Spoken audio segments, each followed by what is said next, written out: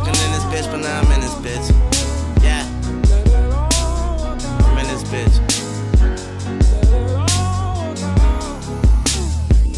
Tunchi, you a genius. Looked in the mirror, said, don't let the money come between us. I'm loaded at my earliest convenience. But fuck 'em, I feel like I got 10 middle fingers. I'm sipping in this bitch and popping uppers. Gotta take this that shit that give a flower color. And some bitch named Wonder Woman told me not to wonder. The crumbs, you only see them when the cookie crumble. Real shit, nigga, my candle still lit. Had to swallow my pride though. Swear it tastes like spearmint. Big up to my nigga with the strap on him. I never turn my back on him. Cause nigga act like they cool with you. But a lot of these niggas be transformers. A lot of these players be bench warmers. The game ain't easy, but it's fair, nigga. I'ma sit in this throne so long till it's a fucking rock and chill, nigga. Bad bitch playing my hair, nigga. She said relax to him, baby, don't stress out. But I got a lot of shit on my mind, though. She say let that shit work itself out. Let that shit work itself out. C5. Yeah. Back in this bitch. Telling you left this bitch. Like you knew this bitch was gonna let your ass back in this bitch. Yeah. But ain't nobody else like you in this bitch.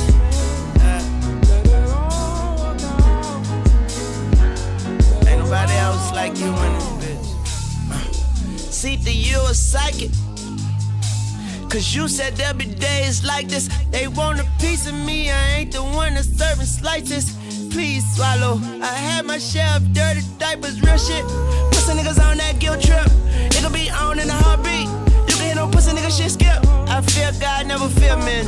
Give back, never give in. Beat eyes, never beat women. Keep an open mind, let them peek in it. Reach highs, never reach limits. Need minds, I don't need plenty. This C5, this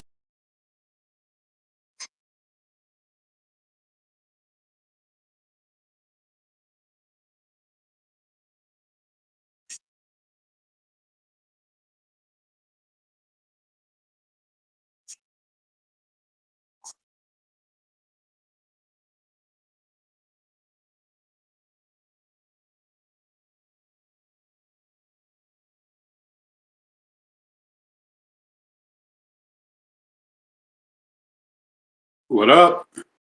I am here. Yes, I'm here to support the Chicago homie, the one and only, the icon, Qui-Gon. What's up, my guy?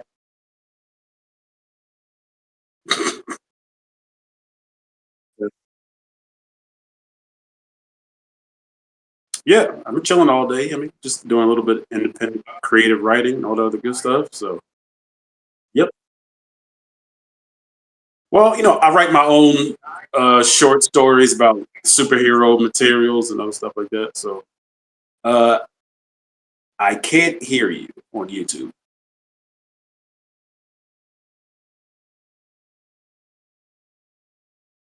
You heard me? It's the only QG to place the B with John Bap. The greatest fans, John Bap. 426. Again.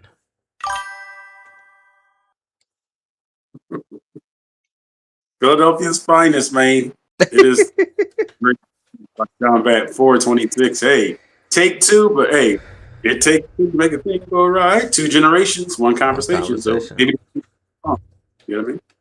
Yes, sir. Shouts out to Shino being in the chat. So, like we was talking about, what have you been working on? You've been working on some writing. Yes, sir. I try to make my own superhero characters, but they're more, I don't want to say reality based, because if you're a superhero, ain't nothing realistic about you. But I try to make it more character based, if that makes sense. So in other words, instead of being like a photographer for the Daily Bugle and something happens, I turn into Spider-Man. You really see, you get the intricacies of somebody's everyday life, and it's really the same problems that everybody else has because the person is still a human. Does that make sense what I'm saying? Yes. So that's basically what it is. And of course, I like the fact that it's in prose form. So in other words, it's in novel form. So you can really expand on the emotions of a character and the powers of a character and how those powers affect the person that possesses the powers. You know what I mean? Yes, that does make sense. It sounds like it's very interesting. Very interesting. Do we have a character name? Oh, I have so many characters' names. But the primary hero is called the Silver Sentinel, which I may have to change. I think that's a Pokemon character or a Yu-Gi-Oh character. I didn't figure that out till later, though. Silver So, Sentinel.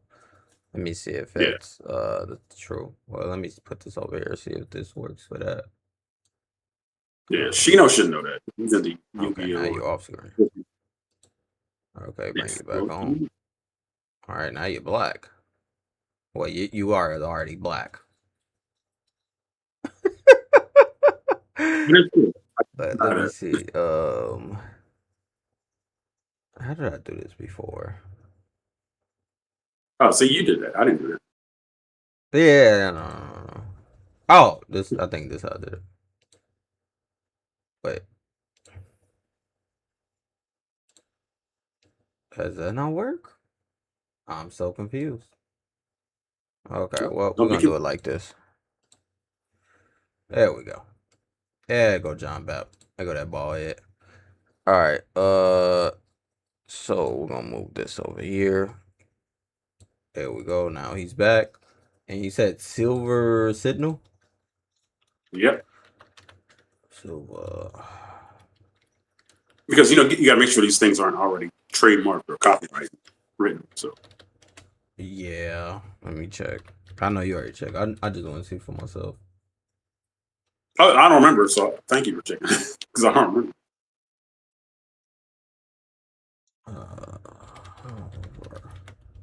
Like Long John Silver.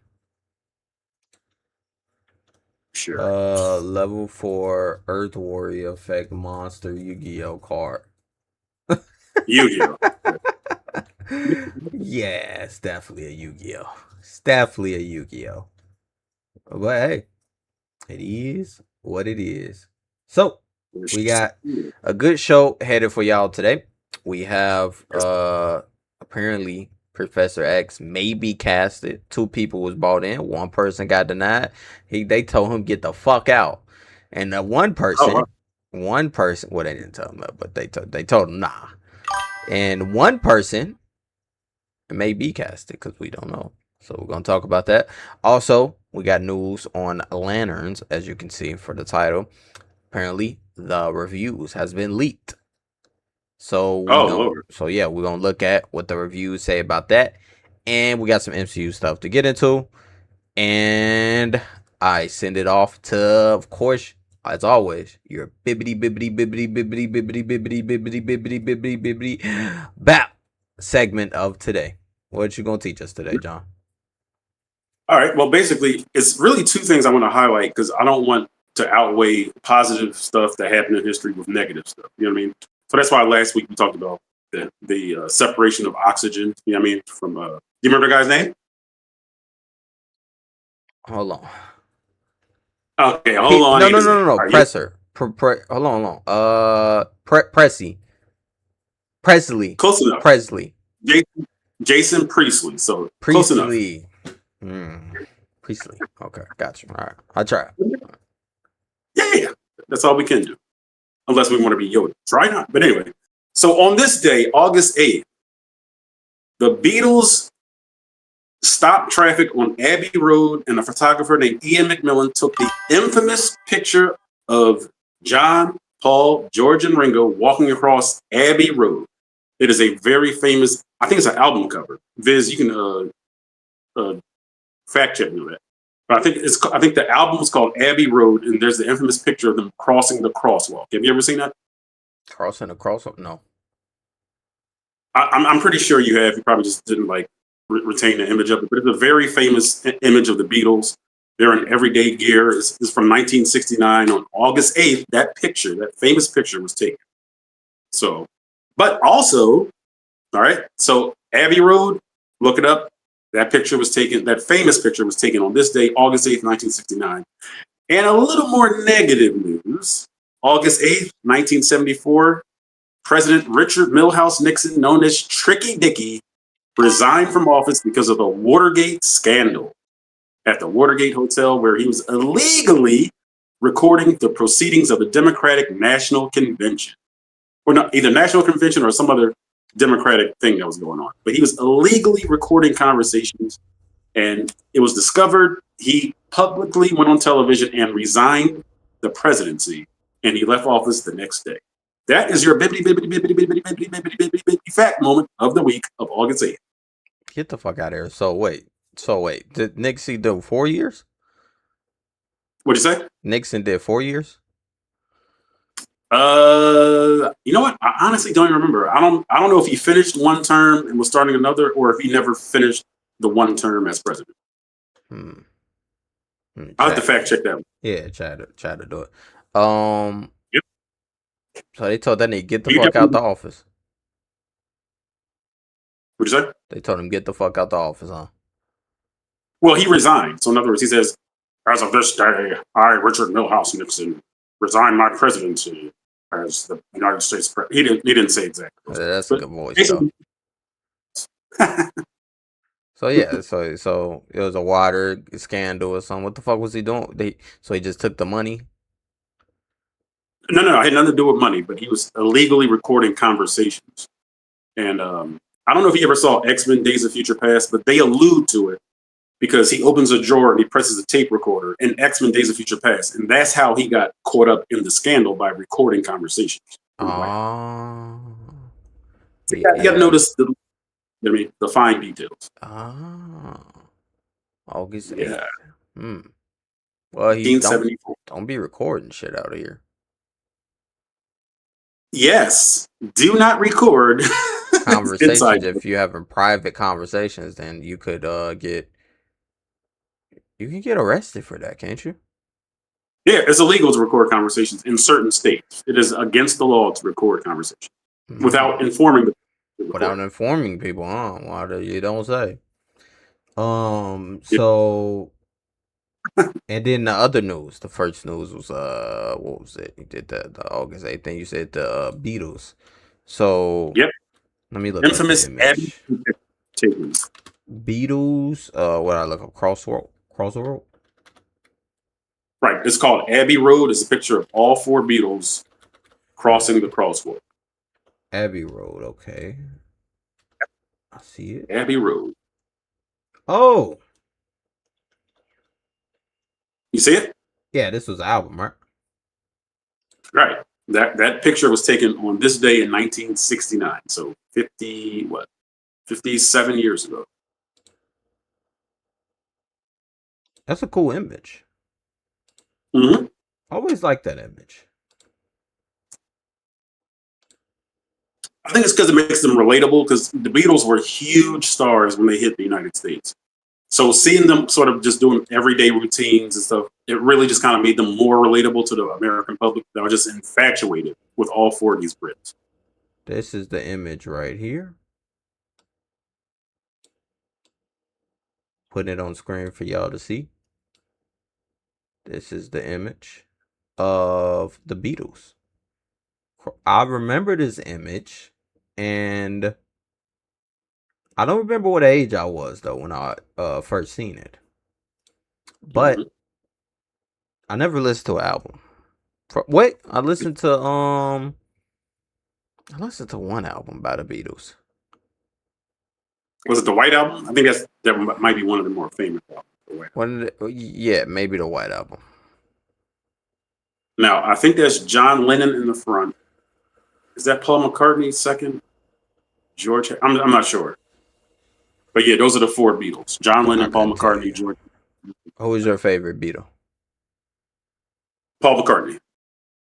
Got you. Did he make the song? He made "Let It Be." What was that? Did Lennon? He? I'm not sure. But Lennon and Paul McCartney are kind of the more famous of the Beatles. But Paul McCartney just, I think, wrote it. He did make it. He did do the song. Nah, Paul McCartney did "Let It Be." Okay. I love "Let It Be." Let it be. Let it be. Oh, let me give you a fact, John. Okay. Since we talking about the Beatles, he made "Let It Be" for his mama. Oh. His mama passed away, and he was in a bed, and I don't know if he was going through drinking. He was going through something back then. You never know. It was the fucking, what was it, 60s, 70s? I don't know. 80s. I don't know. So he's had a dream about it, and he made the song. Saw his mom in the dream, and she told him, "Let it be." Oh, Hmm? you know, it's funny. I believe that Fat Joe said that. I don't know how familiar you are with Big Pun. He's a Puerto Rican Yeah, I rapper. He know. passed I away. know. Yeah, I know. Big Pun. He said that Big Pun would fall asleep and wake up and say, "Let's record." So it's almost like his raps were inspired by his dreams. It's crazy stuff. Hmm. That's weird.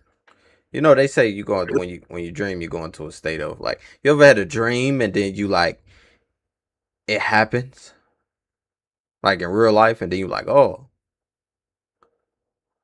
Perhaps, but usually it's hard to recall dreams. Like we have like multiple dreams every night, but we just only retain the memory of usually like one most of the time. And a lot of times you don't remember any of your dreams. I remember this one dream. I was in a fucking portal going back and forth. I don't know what was going on. I just kept going back and forth, back and forth, back and forth. Then I woke up. I was like, oh my god. I remember that dream. All right. Yes. The more you know. All right. Yep. So let me get the Beatles off the screen. And we are going to go into a icebreaker segment. So this icebreaker segment will be presented by nobody. And will be sponsored by nobody. And hopefully one day, you know, yeah. But so this icebreaker segment is the live. Hold on. First, I got to ask John, are you a Naruto fan? I've only watched the first story arc of Naruto, and that was the bridge scene where Zabuza and Haiku were fighting Kakashi and the kids, Naruto, Sasuke, and what's the chick's name? The girl. Sakura. Sakura, yeah. That's all I've seen. Okay. So that's like maybe 19 episodes? Yeah. Maybe 19 episodes. I think that's when that arc ends. So anime is weird. So because the season ends in like 26 episodes. But I am a Naruto fan, and shouts out to the people in the chat that are Naruto fans. The live action Naruto movie will begin filming the first half of 2027. It will be directed by Destin Daniel Cretton. And if you're not familiar with that name, he just did a $1 billion movie called Spider-Man Brand New Day, and he directed Shang-Chi in The Legend of the Ten Rings. It's headed for $2 billion.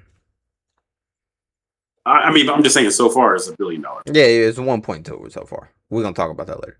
But I feel as if the Naruto movie, live action, done by Cretton.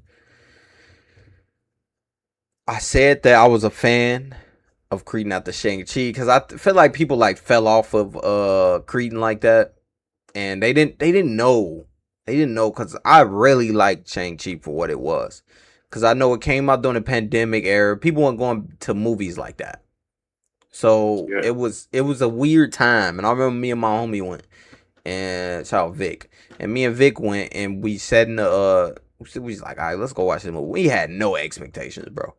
We thought it was gonna be pretty mid, and movie cut on, and from the start of the movie, it was like, oh, this is a like an Asian type of, you know, action, storytelling, movie put into an MCU movie. And yes, the movie has certain type of flaws that you can kind of call out or nitpick or whatever, but the story is good. The story of a son and a father and a mother, and all the ways how it's gonna be revenge type, that the father truly had love for him, and I truly loved the story. And by the end of the story, and the action scene between him and Shang-Chi's character and his father, and the action scene was dope. The I don't know what it was like a sea dragon that came out, looks fucking phenomenal CGI. I was like, oh my god, like they really going there for this, you know. And I really liked the movie, bro. And I was like, man, this deserves a part 2. And part 2 never came out, but lo and behold, this nigga got Spider-Man Brand New Day. So would you rather have Shang-Chi 2 or Spider-Man Brand New Day? I think I'll answer that question myself. Spider-Man Brand New Day. Yes. So. Yeah. So I'm excited for Naruto live action. I talked with people in Discord, and they told me that it was, what do I want to say? They can't fuck this up. They can't fuck this up, and people will get mad if they fuck this up. And it's a diehard fan base. You messing with anime, so when it comes to live action, people go crazy, especially Naruto. Like the One Piece live action from the TV show was, what do I want to say? One Piece fans are more accepting towards it because they're not like, they're diehard, but they're not picky. Like they accept it. They realize what it is. You got to do a live action. You got to change certain things, and plus you had Oda helping write the show, which is the writer of One Piece. So, you know what else I've heard from One Piece fans? They admit that it's poorly paced, and they admit that there's a lot of filler. They admit that shit all the time. Yeah, they admit that shit all the time. That the filler is terrible. I watched 600 episodes and the filler is fucking terrible. I'm stuck at 600. If somebody can help me, I'm calling Life Alert. I need more. I need to consume these episodes. I'm not watching this shit, bro, all the way through, dog. Unless people want to watch me react to it, I ain't watching shit all the way through, dog. I got too much shit on my table. I'm not watching shit all the way through. If I can, I wish that we could skip this shit and go towards when not Naruto, and Netflix series, because they remaking the live action version in like 12 episodes for season 1. So this shit gonna be way consumable. So, anyways, this is what I was getting to. Was connected to Naruto and One Piece and live action One Piece. Yeah, okay. So live action One Piece needs to the fans from is more accepting towards it, so not more picky. But Naruto fans, oh my god, them niggas. Let me tell you something. You thought comic book fans was picky?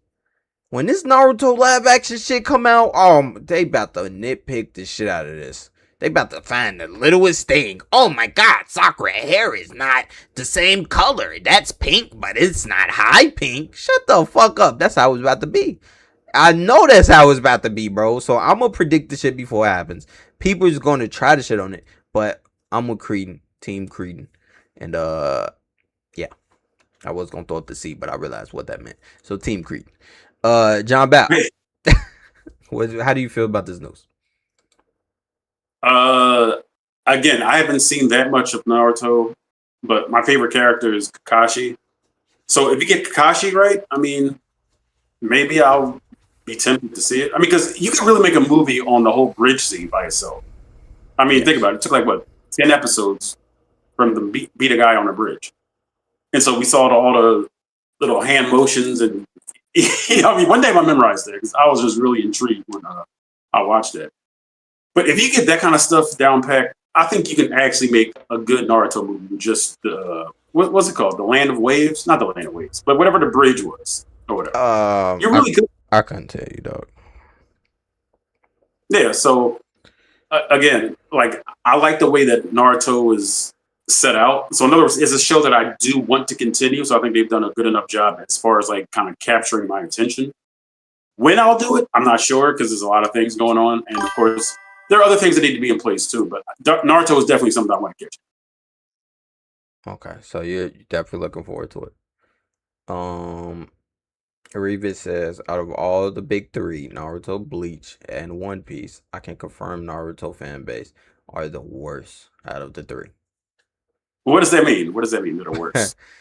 I don't know what he means, but if he means what by I can let me try to see what he means. I think he means like as in more on the negative side.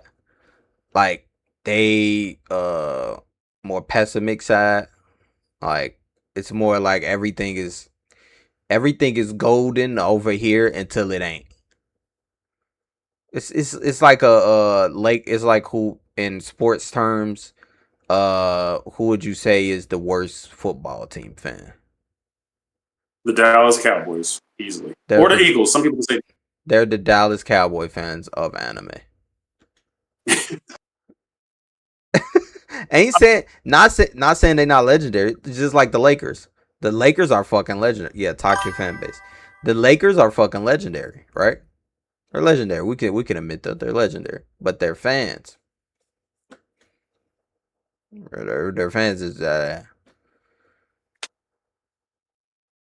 we win every year. Oh, we don't get Anthony Davis. Oh, that's a problem. Oh, we didn't. But I ain't gonna make this about them. But that's my point. Cowboys, Lakers fans in sports terms. That's funny because I guess I don't really know too many Lakers fans, but I've never known them to have a toxic fan base only because it's Los Angeles. But on the East Coast, Knicks fans, Sixers fans, Celtics fans, they are awful. Celtics fans. Awful. Yeah, Celtics fans. Knicks fans just got that way though. Nah, they've been bad for a They've while. been that way. Okay, what? Yeah, they just somewhere. Well, I was trying to choose somebody that actually wins. I didn't know the Lakers fan base was bad like that. I knew the Celtics fan base was. I didn't know the Lakers. I mean, maybe it's just because I've been talking to Lakers fans for the last 2-4 years, and I'm just not realizing how bad they are. Oh, okay. Maybe. I don't know. Yeah, maybe. But so yes, that was the icebreaker news. Put your thoughts below on how you feel about the Naruto news coming up and the live action film that will be coming out. All right, so it's a nice little video. All right, so let's get into the topics today. So let's start with this news update on the role of Professor X in X-Men. So yeah, let's get into it. So apparently the actor Tom Pelophrey auditioned and didn't get it. Now Tom who? Pelophrey. Do you know him? Not by name. Let me pull up an image. All right. Have you ever heard of the name Tom Pelophrey? No, how you spell that last name? Oh Jesus. Okay. Pelphrey. Is it not Pelophrey? Yeah, the Pelophrey. Pelfrey? Yeah, Tom Pelphrey. All right. I've never seen anything he's in, but I've heard Ozark was nothing about this man. Have you ever seen Ozark? Yes. Oh, is he the police officer in Ozark? I don't know. I've never seen. I think he is the police officer in Ozark. Okay. So you said he auditioned for Professor X, and they said no thanks. They told that nigga no. All right, good. He don't look the part. This is a bald image of him. This bald nigga just popped up. So it's like a concept art, or I think this is a real bald image of him. I'll put him on screen. And I mean, just make any white man bald at this point. Skinny white man, any normal. it just popped up for me one year. Yeah. Consume the baldness.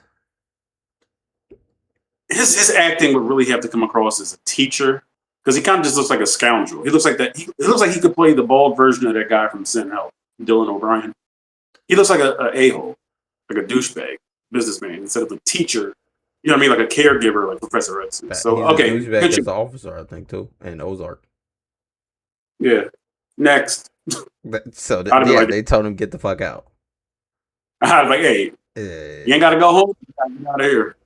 I think it was one of those things where it was like, let's just get some people, and you know the people that's not gonna get it, obviously, but you're just like, come on in, let's see what you got.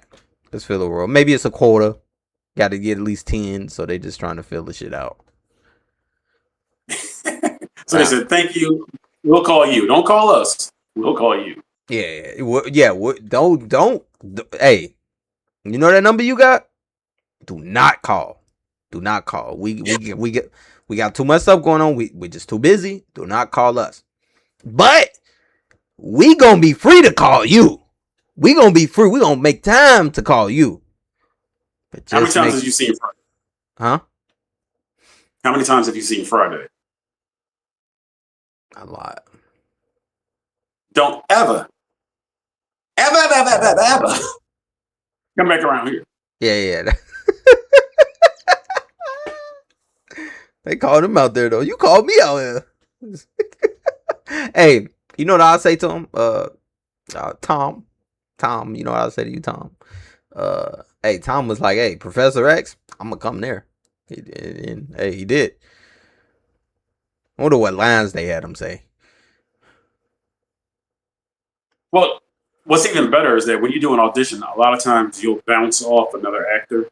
So maybe they had something that's already been cast that they haven't told us about. And maybe they didn't like the way they gelled. You know what I mean? Maybe they didn't have any on-screen chemistry. But sometimes even the people like holding the audition will do the lines for, to bounce off of too. So maybe they did that way. I don't know. But either way, they said, "Tom, there's the door." Okay. Tom, there's the door. All right, I'm gonna move this ball, man. Like they say in bald fraud. And we're gonna bring in another ball, man. We're doing the QG auditions. And the actor, Christopher Aboot, auditioned, and it's unclear the results. Christopher who? Abbott. Oh, Abbott. Pull up an image for y'all.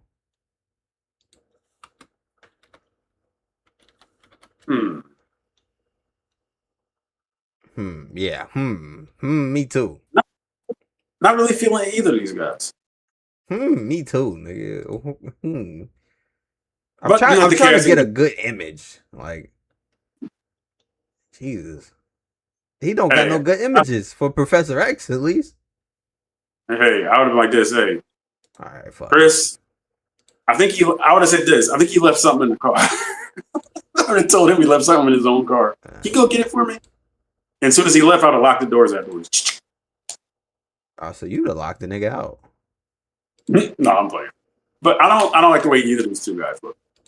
Okay, so I'm gonna pull it up for the chat for them to see. I feel like this is the best image I could get.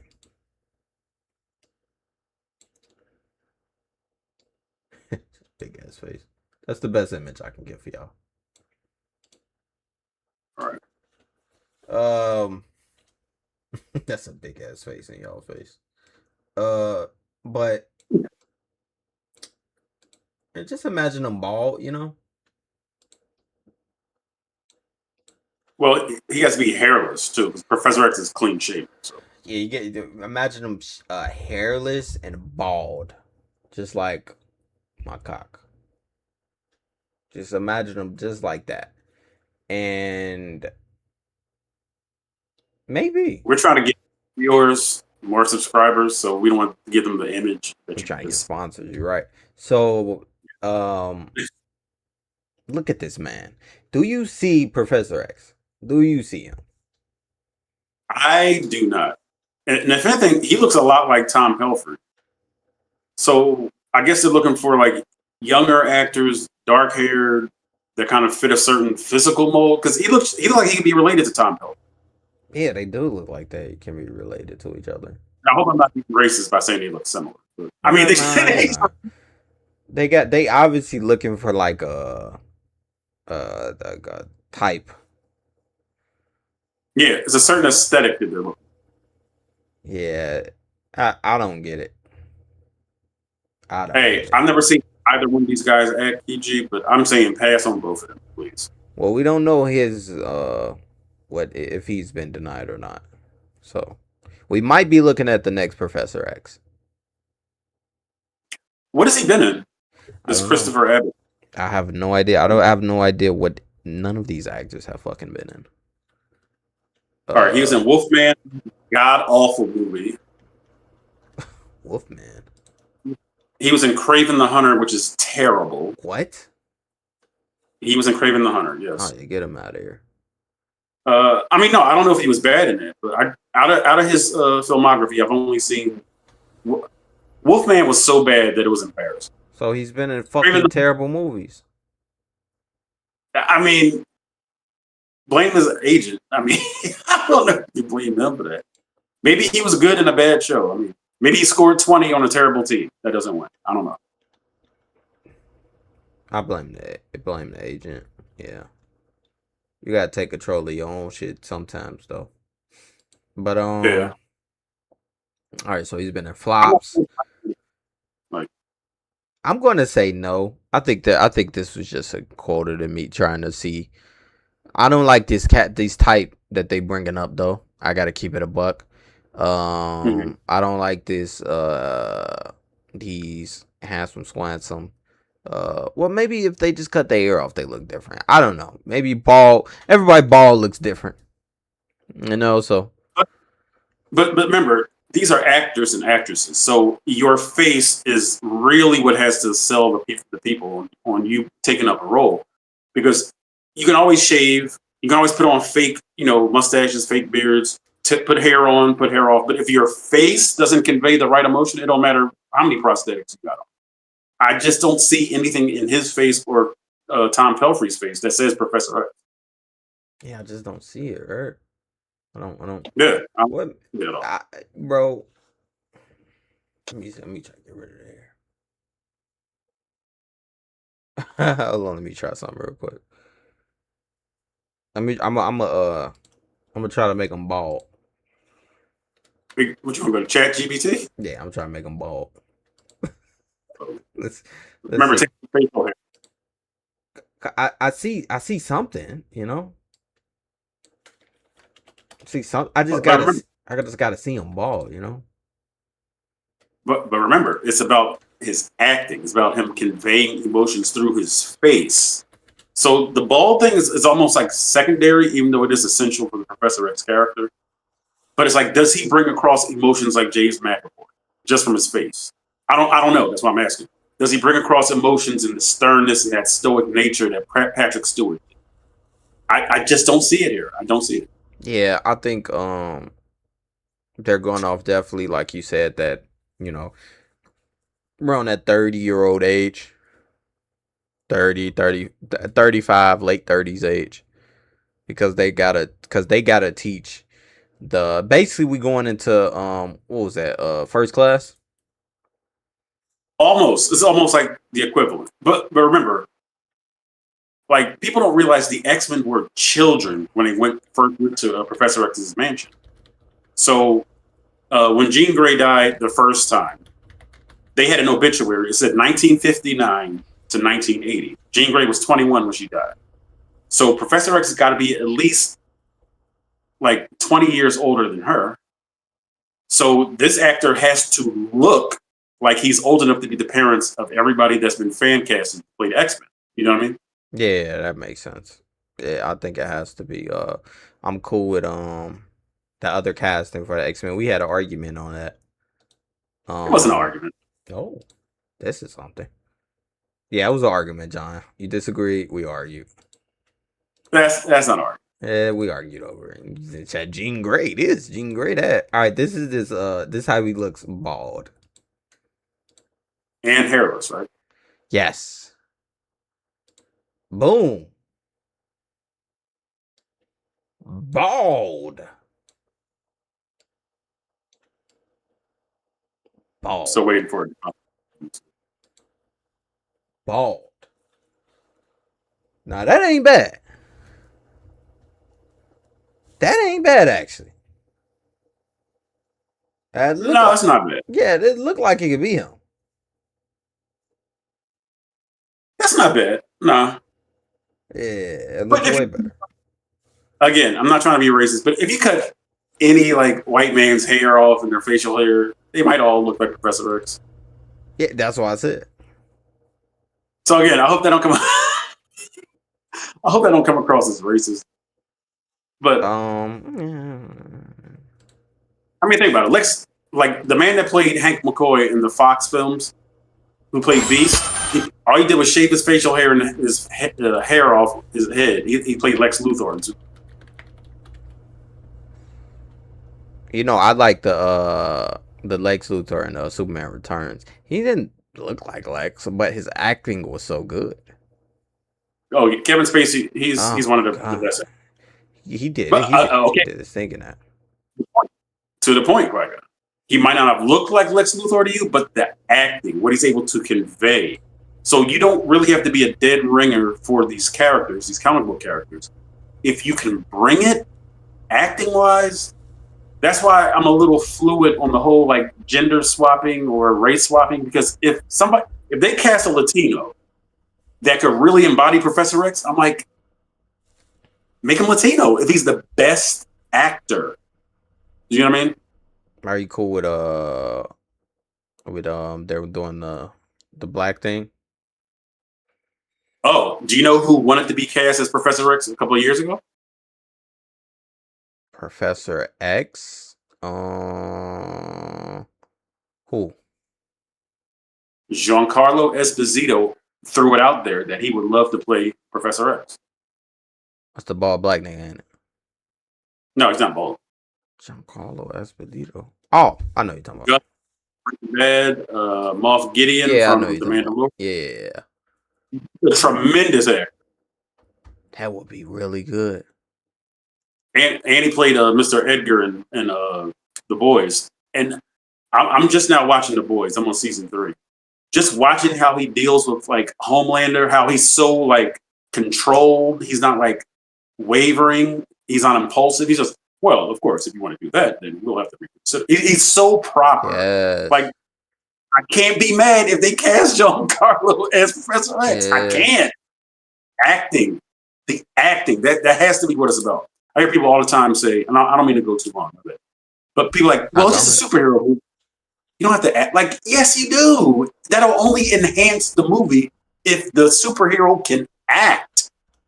And that's why the Fox X-Men films were so lauded, because you got Patrick Stewart and Sir Ian McKellen. These guys are titans of stage acting.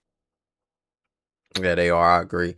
I think the fans will revolt it, but some fans will say, yeah, they cool with it. Some fans will be cool with it because he's such. I think the fans that would just want to start shit would revolt it, and I think the fans that actually know the character Professor X and know the actor would actually be down with it. I can't be mad if Giancarlo wants to be Professor X. I'm gonna tell him no. Because you know him, you know his acting, you know the range that he can go to, and you know Professor X, and you know that blends well. Like Professor X, he embodies such good. And again, I disagree with a lot of Professor X's philosophies. He's not real, ladies and gentlemen. I'm aware of that. But I'm saying, like, a lot of stuff I don't agree with.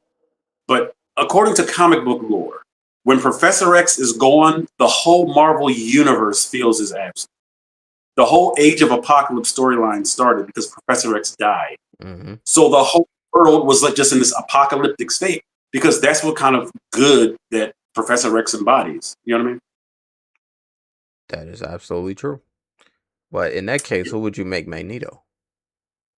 Right. Now, if you're going to go there, you know what I mean? Like, there's a flip side to everything. Professor X, if he's Giancarlo Esposito, who's black and Chilean or Colombian, whatever. Yeah. That's why his name was Giancarlo Esposito. You got to cast an ethnic Magneto, too. Yeah, you have to. You know what I mean? So it's like, so if Giancarlo is Professor What do X, you have to? Again, it's fluid because if we're getting a great actor, like you can play with it. You know what I mean? Like yeah. I'm sure there are black people whose best friend is somebody white. I'm sure there's white people whose best friend is somebody black or Hispanic or Asian. Yeah. It depends on the acting. Hey, my best friend is bald headed. Why you got a hat on? Cause That's you're not bald, an nigga. ethnicity. Why you got a hat? Cause that's a bald head. Whoever your bald Hey, best bald friend head. is, That's I'll a be bald taking head. Hey, baldy. Bald nigga, bald nigga, bald nigga, bald nigga, bald nigga, bald nigga, bald nigga. Why you ain't got no hair up there? Boy, you looking like a bowling ball. Boy, you looking like a basketball. Boy, you looking like a soccer ball. Boy, you looking like a golf ball. Boy, you looking like a... Oh man, you didn't hear none of that, did you? Nah. Oh my god, I just had to play the bald nigga song. Yeah, I heard it when I was Cause I got this bald man in the middle, and I got Joe bald head, and I had to play it. Hey, it is what it is. But yeah, you take hair off a man head, a white man head, and he look like Professor X. It is what it is, especially in his mid-30s. Yo, It is what it is. I just thought about this. Yeah. Now, Magneto, the image, the aesthetic of Magneto is typically a white-haired man, right? Yes. Why did George Clooney pop up in my head? George Clooney? Do you think George Clooney could play Magneto? Or do you think he's too much George Clooney to like help you suspend, your disbelief? How old is he? I don't know, but he got to be in his 60s, so he might be too old. But remember, Magneto was really old. But Professor X is gonna be the way they looking at Professor. I mean, if we going towards it, yeah, you can play it, but they want to go around 40, 50. You want to look young. But remember, Professor X and Magneto don't have to be as young. But I understand what you're saying. They have to be a little bit young. Yeah. All right. I wouldn't mind it. I had a thought. So if you really get Gus to play Professor X, you could go white and make Magneto white. And the dynamic could be maybe Professor X's, because it was built off Malcolm X anyway, and the Martin Luther King story anyway from Stan Lee. So you can make Professor X, the slavery story, make people feel for that, but he got through it, the Martin Luther King story. But you can make him the Magneto white, and he's still Jewish, and him still going through what everything the Jews went through, and you can have that. That's a great point. Keep going. Yeah, and you can have them bounce off each other, and I think it would be good if you get like a real good actor to play Magneto, and you got fucking Gus and somebody else going there. Oh my god, that'd be some great acting. Now you cooked, so let me hop in the kitchen. Like, that's such a great premise that you brought up, because if there's a black Professor X and a Jewish Magneto, they can almost trauma bond. Yes, it's like, if you're black, of course you're dealing with worldwide segregation. If you're Jewish, you're dealing with the oppression of the European regimes where they were the Holocaust. So you can kind of learn from each other's like traumas, and then you form this idealism. Professor X wants coexistence with all mutants, which would include Jews, blacks, Hispanics, gay people, and all the other stuff. Mm-hmm. But Magneto just wants to supersede all that, so that he's not betrayed again like his people were in Eastern Europe. So that's an excellent premise. Excellent. Yeah, and they're both mutants. Yeah. So it's double the persecution. I think it'd be very dope. But it'd be definitely better than this shit that I'm looking at. But hey, you might get casted. You never know. Put your thoughts below on who you think gonna be casted. And if we're right or wrong, let us know below. All right. So we're gonna remove this baldy. And I'm gonna get. What do you have against people? Nothing, bro. No, I'm kidding. I know you don't. Miss jokes. But okay. All right. So I guess I'll say that towards the end. So the next topic that we're going to get into is apparently the lanterns in DC. I can't. It has been leaked. I don't know how, and I don't know why, but it has been leaked. And hold on, let me see this. Give me a second here. You want to pull it up? Yeah, I wanted to, but I don't know where it went.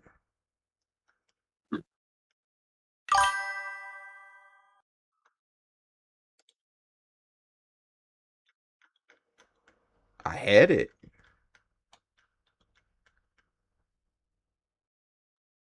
Did I forget to I think I forgot to fucking save it. Say something, John. Just go back to your history. You know Say something while I get it together. Okay, well, as far as I'm concerned, I'm excited for Lanterns. I believe that Lanterns has just become a more pivotal series for the DCU. Because a lot of people are giving up on DC. I mean, after Supergirl flopped tremendously, again, the second movie you flopped this bad, inexcusable. So we see that James Gunn had in mind that he wanted to bring his friends along. Well, guess what? Anna Nagaria, she didn't have the chops to write this movie correctly. It was also reported that James Gunn took over directorial responsibilities from Craig Gillespie for that last act, which is the worst act in the movie. All right, we're going to stop right there because that's what we're going to talk about at the end. I like you was cooking though. All right. You was started. You was about to go another hour. Yep. I just the ingredients ready, but all right. So the first Lanterns review has been reportedly leaked. Who did this? I don't fucking know because it's a leak. Right. This is the review. Quote from the leaked source, which Lanterns comes out in about 8 days? 7 days. 8 days. 8 days. That's been the topic of the day. August 8th. 8 days. Something about 8 today. 8. 8. Yep. If you play the lottery, put 8 as one of them numbers. Or pay your phone bill first before you go gamble. Anyway. Yeah, before you do that. Yeah, that's true. Quote, Lanterns isn't afraid to go full comic book.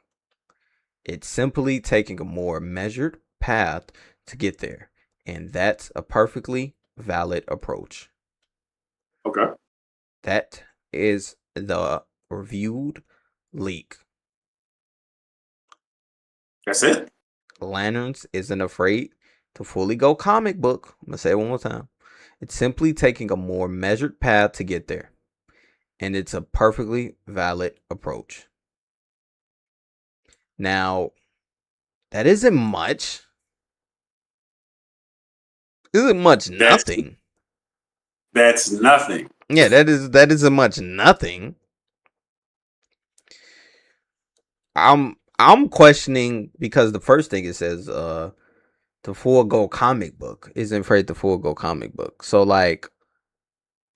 is it really taking it there to the Green Lanterns comic books, and are they really doing real comic book shit and bringing in different type of things that they may do in the comic books that they didn't want to bring into live action? Certain people would think, because I won't Kilowog.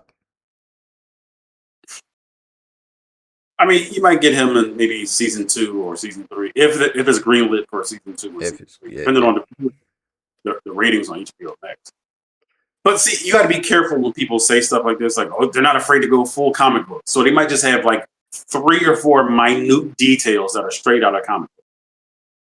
Yeah, it might be. You know what I mean? So it might be something totally minuscule, and the main story might deviate from comic books. But if you look at these 1, 2, 3, 4 things, oh, look how attracted they are to the comics.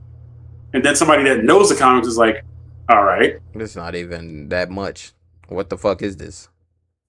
Because one thing I always appreciated quite on about the Batman, Robert Pattinson's from 2022. Yeah.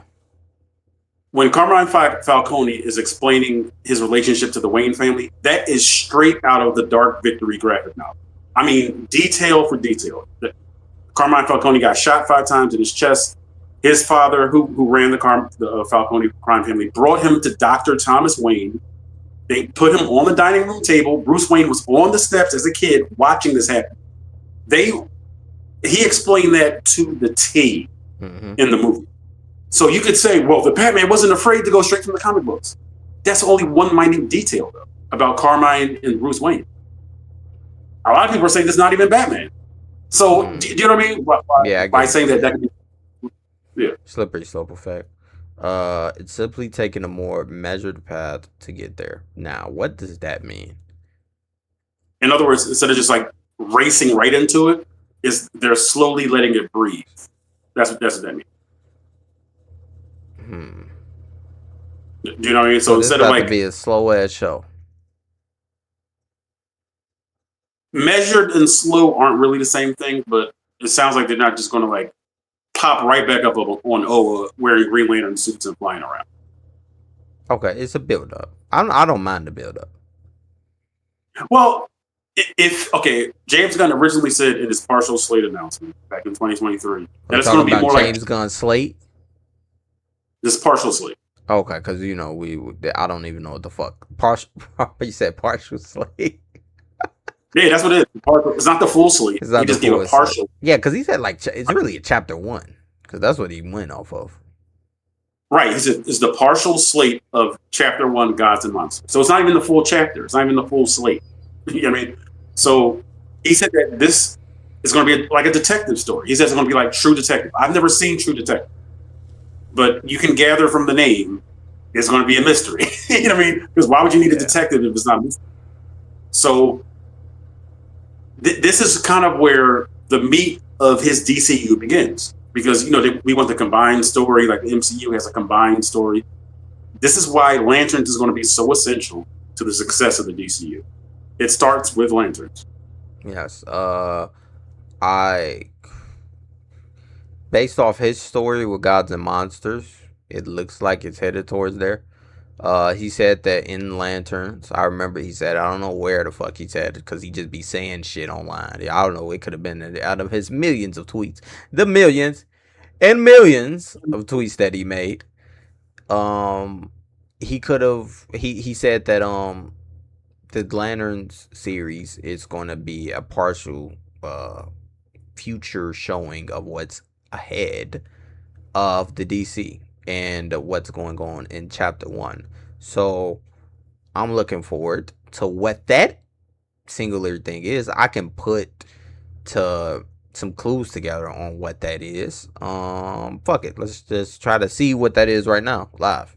I think it's something to do with that with the what is it called, that light, the light that they're carrying around. The light? Yeah, what is that shit called? It's with the power. It's a lot of power in that, because that's what he's looking for. Yeah, the lantern. That's what what's his name? What's the villain name? Sinestro? Yeah, that's what Sinestro is looking for, right? Well, according to the trailer, Sinestro was like incarcerated. So. Yeah. But that's what he's looking for. That's what he always wants, though. That's what I learned from the Green Lantern comics and the Green Lantern, or the cartoon, really. That he wants that. The main battery on Oa, like where all the lanterns get their power. Oh, he want that full thing. Maybe I don't know. Yeah, so maybe it's that. But I'm gonna go here, Qui-Gon. Okay. Based on the final trailer, I don't know if you did a reaction to the final trailer. No, I have not. Have you seen it? No, I have not. What?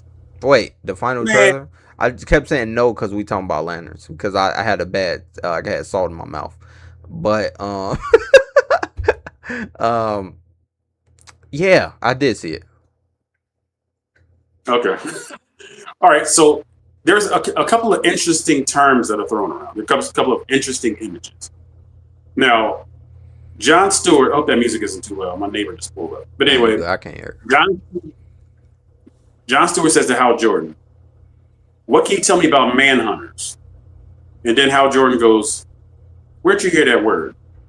Originally, the manhunters was a race of robots that the Guardians of the I almost said the Guardians of the Galaxy, but the Guardians had in place before the Green Lantern Corps was established. Mm-hmm. All right, so they are these robotic policemen. All right, so but they kind of do a little switcheroo in the trailer because then you see another guy talking about they're the most dangerous creatures in the galaxy. They can transform into anything, and you see that one person transform into a white. Yeah, it's a white Martian. In Superman, tall. we also he's real tall. They're usually like 7 feet and taller, the Martians. In Superman, Lex Luthor had a white Martian piloting his little ship inside of the pocket dimension. I don't know if you noticed that or not. Oh yeah, he did. So okay, 3 years ago, not to pat myself on the back, but I talked about how the original story for this partial slate was about the white Martians having a substantial role in the Earth. Sorry about that. But they're the henchmen of either Lex Luthor or a celestial being that's almost like Galactus. And it's a female like Galactus character named Perpetua. And she's called the mother of the multiverse. So we are immediately seeing that the white Martians are going to be established as a part of this true detective story for Lanterns. And down the road, we could see a live action version of Perpetua. Like she's like massive like that. Like I had a picture of her with Batman, Superman, and Wonder Woman talking to her. They're like as high as her ankle. So if that's where the DCU is going, that could be very interesting. And a lot of people are jumping off. That could be very I'm not off the interesting. game. Yeah. But it's just based off of what James Gunn is making all this goofy shit.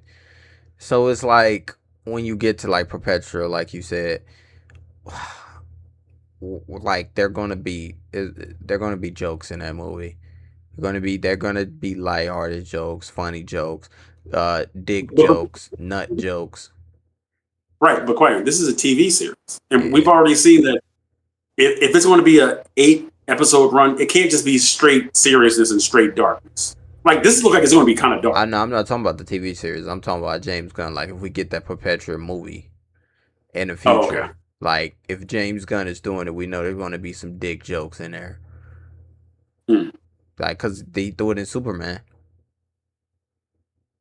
All right, and another possibility that if they don't go the Perpetua route, which I hope they do go, because I think that'll be interesting. Yeah, her Perpetua, even though the name is whack. But anyway, there was also there's also somebody called Apex Lex. All right, so this is Lex Luthor with almost Superman-like powers because of white Martian DNA. So I don't know. Is this a Super Lex? Apex Lex, that's what he's called. Yep. That sounds dumb. Yeah, that's a whack name, Apex Lex. That's true. Nah, I'm not talking about the name. I'm with the name. I just think the idea of giving them Lex powers. Right, but see, that was done in Justice League Unlimited, where he wanted to build his own version of a Mazo. Yeah. And he install himself into that robot body because, Lex Luthor wants to destroy all the superhero characters so that life can be on the even keel again. Like he wants to destroy all the aliens. He wants to get them out of there, especially Superman. Okay, all right. Okay, when we put it like that, it can be interesting. I just wanted a big bad boss. I mean, Lex Luthor is supposed to be that. It's just that since we got him in the first movie and got beat up by Crypto, it took all the sting out of Lex. Man, he got beat up by a dog. Beat up by a fucking dog. And you also nerfed Superman because they made a clone of Superman in the very first movie. So now, if we need another Superman, just go to Lex Luthor. He can make another one. He can make another one. He can do it easily. Yep. I think he could have gave himself powers, couldn't he? He probably could have, but that's not really what Lex wants to do. He just wants to govern the world under his own, his own auspices. Yeah. Who you think was the better actor in that movie, David or Lex? I think that the Lex Luthor character was more dynamic, but the best actor was easily David Carter. Yeah, I think so too. You know, he just won the Choice Awards for the super hero actor. Yes, he won the award. Yes, exactly. I gotta look at the full list and go down the list. I'll do it probably next week. But yeah, and then the last statement is that's a perfectly valid approach. So this is some dick eating going on here with this review. It ain't saying shit. So what type of leak is this? This ain't no leak, my nigga. They leaked it. DC said, go ahead, go say this, but don't say much, but just say this. So why even say anything at all? Right, exactly. Clickbait. Like if I'm the leak, and then I'm gonna say it. Like I'm gonna just say, hey dog, this shit ass. Rather than that just being the quote. Leak has came out, rumor, quote, this shit ass. And yeah, maybe but yeah, so but if I could take anything from the leak or rumor, I would it's what I thought the show would be. It's a slow you don't want to say measured as in slow, but it says it takes a measured or more time to get down there. I'm gonna put it's a slower pace to get there towards the story that they want to, or towards the comic book stuff that they want to edit in there, like powers and such. Because I don't think they're gonna have many powers in the show usage of. I think it's gonna be simple things like the dollar stuff, the little bird stuff, maybe when he's practicing outside.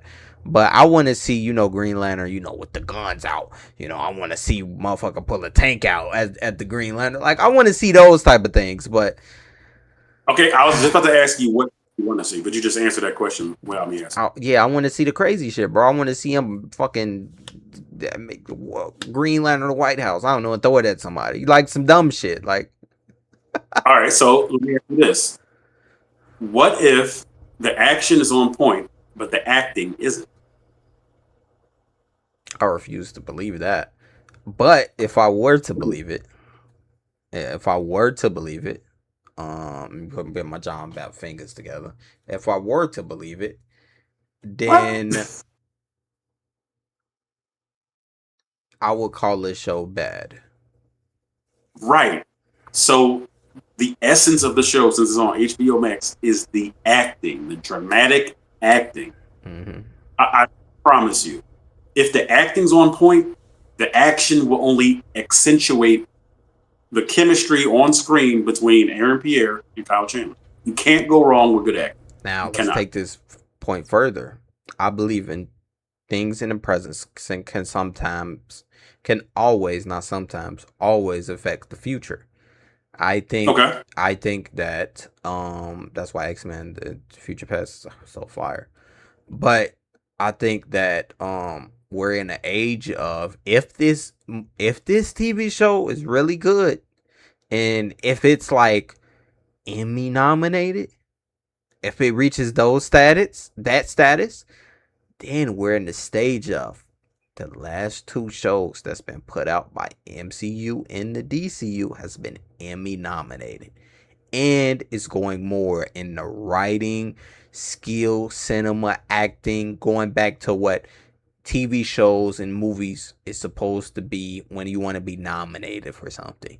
And if those two things are the next ones, then I would predict that the future will be pandering towards, or just doing towards, more type of things like that, more type of down to earth things that people can really like, instead of going and say this Ironheart type of shows, Peacemaker type of show, entertain and don't put much substance in there.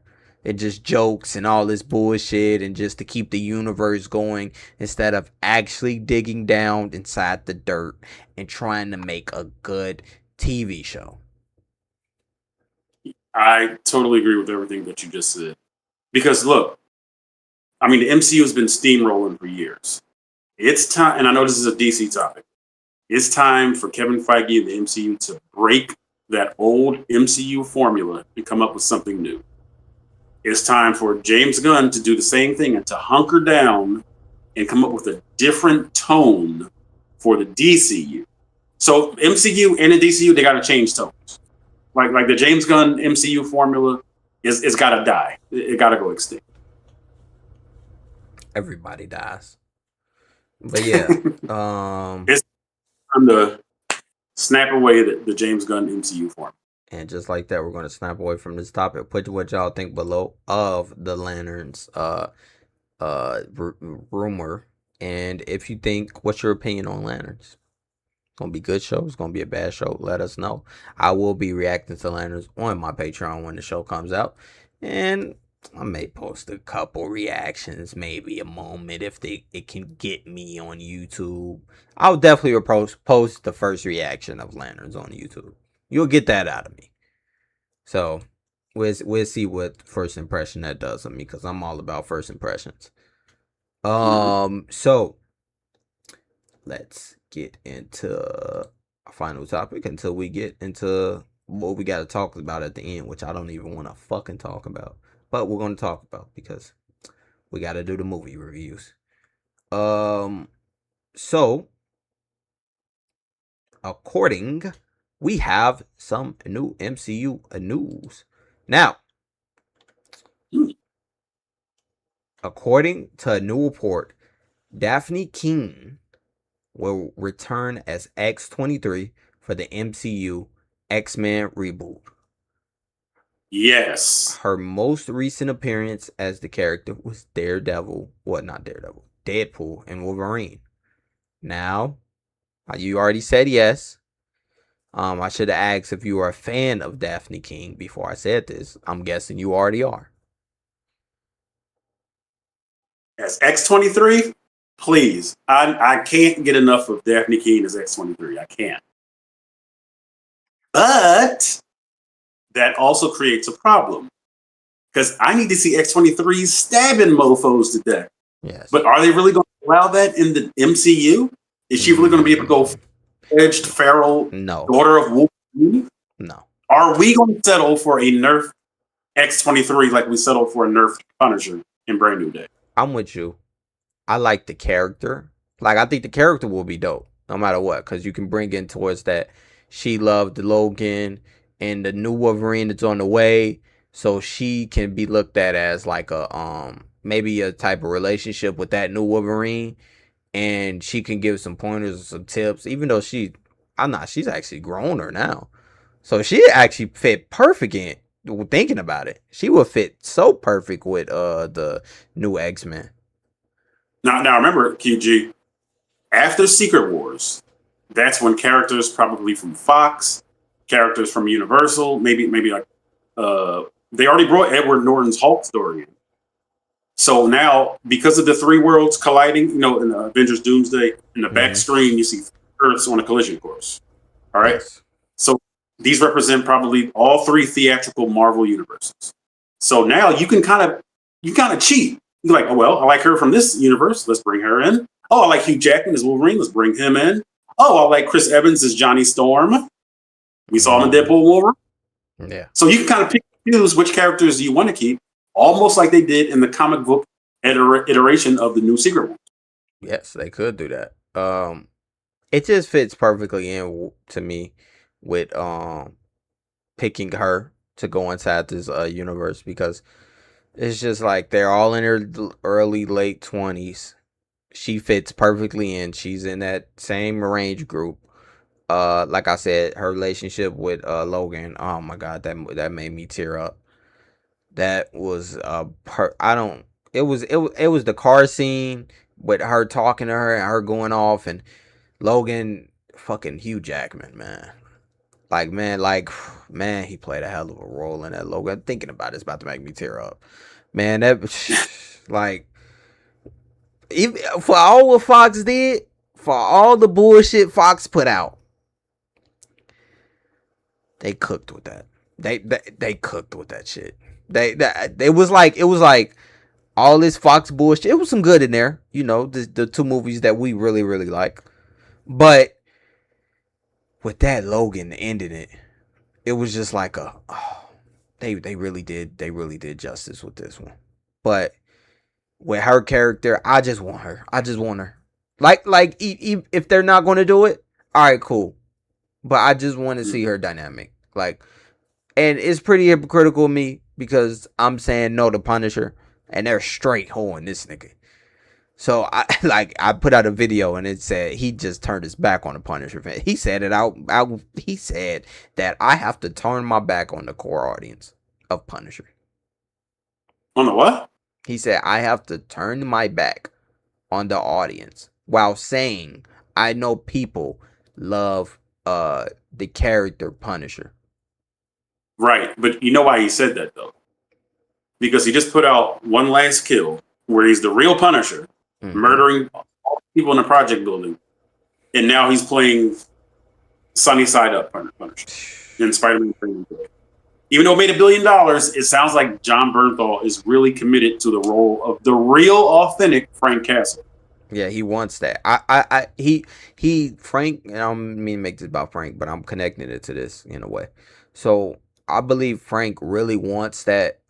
He really wants Frank. John Bernthal, because he's Punisher in my eyes. John Bernthal really wants Frank Castle to be that. And that's what he argued with the Brand New Day people and Disney and MCU, really, Kevin Feige, on bringing that Punisher to the MCU.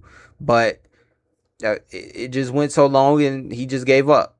And he just said, you know what? I want it to be, and he leaned towards the side of, we did so much avenging. That's what he said.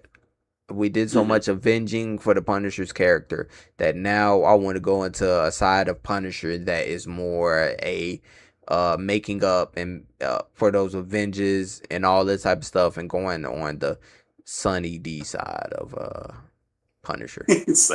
Sunny D side of Punisher. But for this news of Daphne Keene, I'm with it. Thumbs up for me, John. Yep. Go ahead and take it away. Man, Daphne Keene, like, I never got tired of her slicing somebody's head off. And I guess that's a rough thing to say. But again, Logan is punctuated by the character focus on Logan and Daphne Keene. So it's almost like Logan isn't really the action-packed spectacle that you might expect. But when you see Professor X using his powers, when you see Daphne Keene using her power, her claws, and Logan using his claws, it means more when the acting is on point, when you're buying into the story. So I almost feel like that there's more that Daphne Keene can offer the character of Laura. X-23, you know, her real name is Laura. Yeah. And I'm like this. I know you're trying to talk about doing a reboot for this and this, but you got a gold mine right here. You don't pass up on a proven commodity like Daphne Keene as Laura. I'm sorry. I need her. She's young. Oh, wait a minute. For the movie, just in case anybody want to take a soundbite and make it sound weird. But she's a young actress.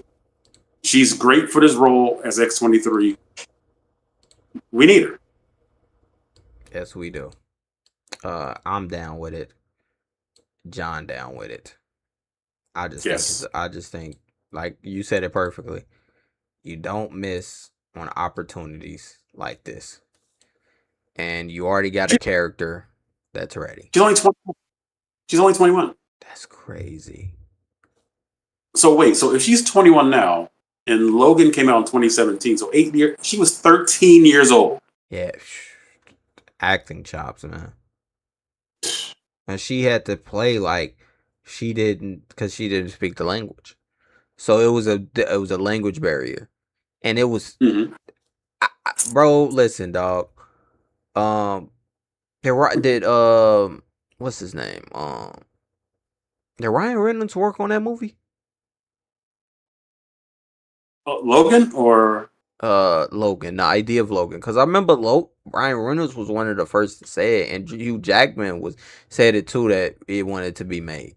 Because Deadpool was the first idea, obviously, because of rated R movie, and that was the first, like, okay, it could be done. And then that's when they went with because I think if Deadpool wasn't done, then we would have got no Logan. So shout out to Ryan Reynolds, my nigga. Like I like when Ryan Reynolds went out to the comic book what's it called, the Comic-Con that came out when they put the Doomsday trailer and shit up. And Ryan Reynolds went there in a Deadpool outfit and like took pictures with all the fans. A gray Deadpool outfit. Yeah, great Deadpool. Yeah. That uncanny X-Force Deadpool. Uncanny X-Force. I really like the suit too.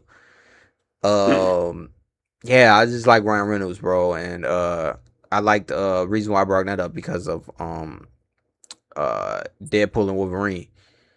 To me, I don't know what your thoughts on the movie, John, was in total, but Deadpool and Wolverine to me was, because I never did a review and I just watched it, but a mini review right here. It was a good movie in total.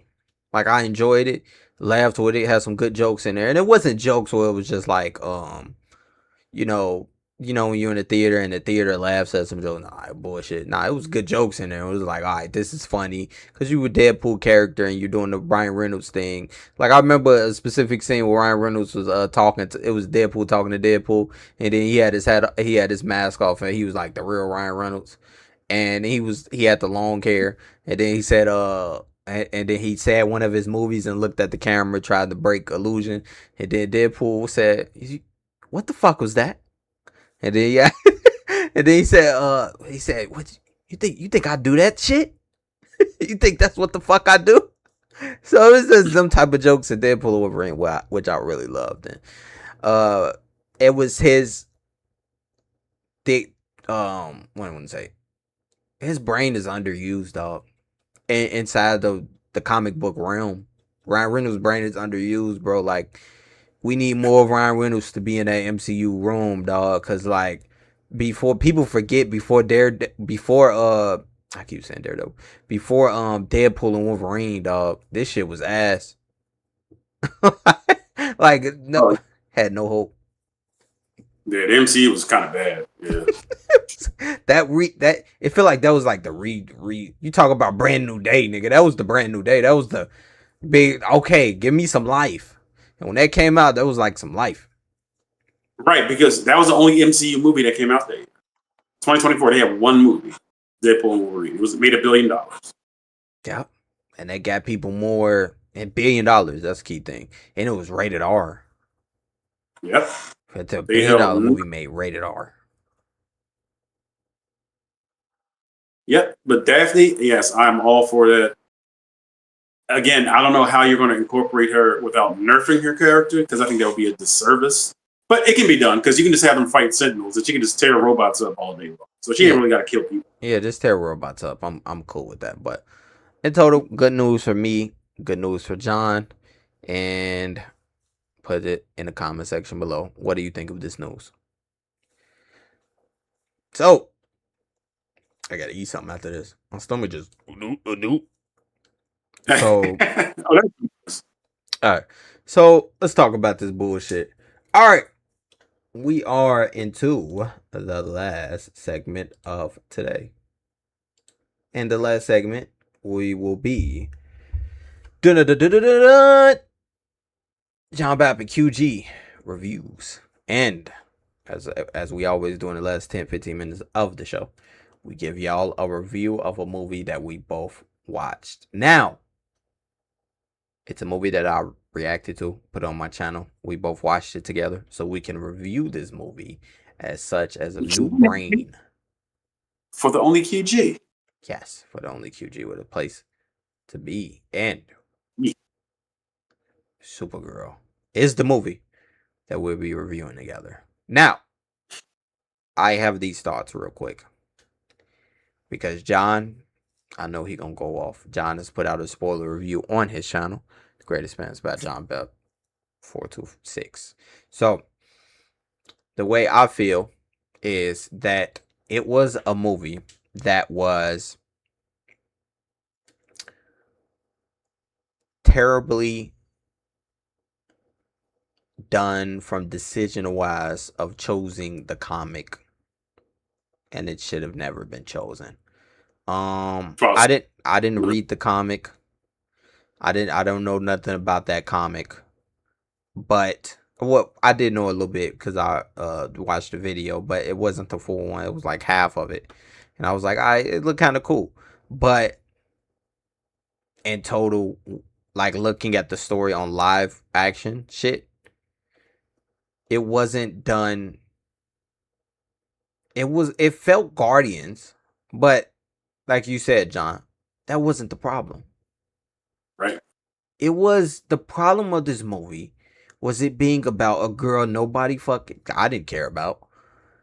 And she was put in predicaments that was fucking god awful. And they didn't explain where she got all these fucking abilities from. She was moving like Batman out here. And I was just like, what the fuck is going on?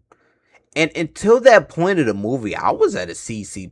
I was like, you know what? I could deal with this. Whatever the fuck this was, I could deal with. Because they gave me the Krypton backstory, which is very fucking good. I give it an A. Straight up A. 9 out of 10 for what they did with the Krypton backstory scene. But it's just like, when it got back to the movie, it was just fucking god awful.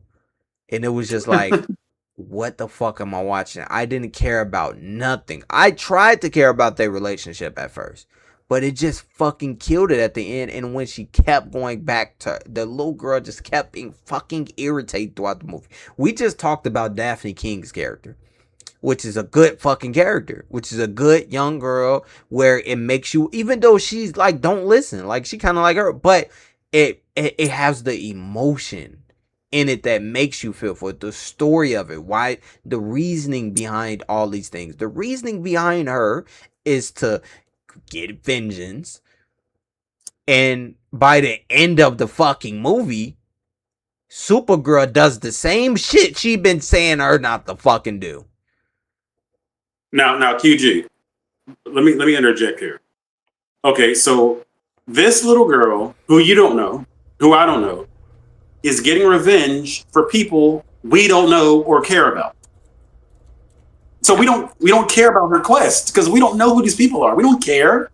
You didn't introduce the family to us. You just had this little girl just come out of nowhere. We see one of the worst villains in a superhero movie ever, with all these a million studs in his face. Krim. Jesus. Yes, Krim Hills, who was mean just to be mean, so that you could know, oh, that's the bad guy. How do you know he's the bad guy? Watch what the boy that jumps out of the closet. Ha! Whew. He's just mean, just to be mean. And we don't get the little boy's name that jumped out of the closet that was just trying to scare her sister. We don't get the name of her father. It's just her father. She don't say what his name. No, she did say what his name is. It's like Elias Snow. She didn't say what her mother's name was, but we're supposed to care. We're supposed to. Gave us no scene. They could have easily gave us a scene, John, where it could have been literally maybe starting at the beginning of the movie. If you don't want to put the Krypton scene at the beginning, okay. I would have been cool without seeing Supergirl at the beginning. If the story is going to be mainly about this little girl, let's go into this little girl, her growing up, her seeing her father train, her seeing this type, before we can feel like, okay, this is why she looks up to her father. This is why this is going on. Okay, give us good scenes like that between the mother, maybe and then bring the brother in there. Have a good scene at a kitchen table, dinner, something. Maybe have a dinner scene at the beginning of the movie. They mentioned Superman. They mentioned other characters from other worlds. That would have been cool. Like imagine they at the kitchen table and the brother said some shit like talked about John Stewart or something else going on in the other world that makes you think like, oh, so he's here. But it also adds to their story. Right. Now, QG, as soon as the little girl dropped her father's name, all the aliens in the bar was like, huh? So you could have done something with having him create the final sword he would ever make. Now, he didn't know that was going to be his last sword. Yeah. I don't know if you ever seen Kill Bill Volume 1. Yes, I have. I watched it with Busy. Yeah, it's a very pivotal moment where Hattori Hanzo makes a sword for the bride. You feel how serious this is because of what the bride needs the sword for. And remember, Hattori Hanzo puts on this act that him and the other bald dude just run this sushi bar. but he's really a legendary sword maker. Even Bill has a sword. The primary antagonist. Bill's brother has a sword from this one sword maker. There's so much you could have done with somebody that creates swords in movies. If you ever seen like a kung fu movie, like a sword means something. Like a lightsaber means something in Star Wars. You could have started the movie with this. Like it only take 3 minutes. You don't even need that much, Quagga. You could have seen the little girl and her brother